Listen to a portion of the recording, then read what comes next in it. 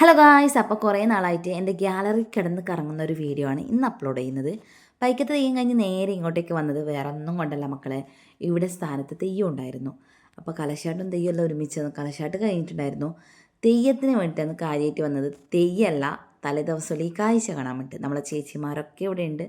അപ്പോൾ നമ്മൾ ആദ്യം പോയത് മാച്ചാത്തിയിലേക്കാണ്. അവിടെ നിന്ന് കാഴ്ച ഒന്നിച്ച് തന്നെ വരാമെന്നുള്ള ഒരു പ്ലാനിങ്ങിലാണ് പോയത്. അപ്പോൾ അവിടെ ഒരു അടിപൊളി സാധനം കണ്ടു. നിങ്ങൾ കണ്ടിട്ടുണ്ടായിരുന്നില്ലേ?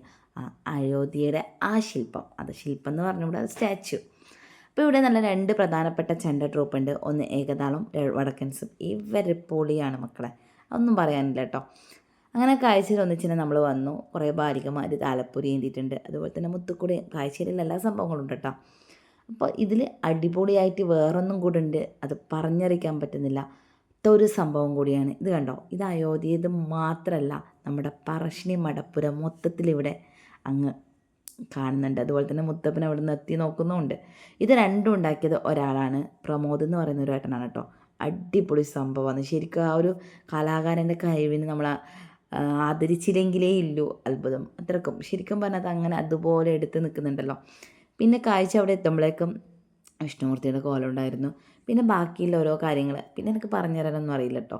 എല്ലാം കണ്ടും ആസ്വദിച്ചും. ശരിക്കും നമ്മുടെ ഈ ഉത്സവകാലം എന്ന് പറയുന്നത് അടിപൊളി സമയമാണ് കേട്ടോ.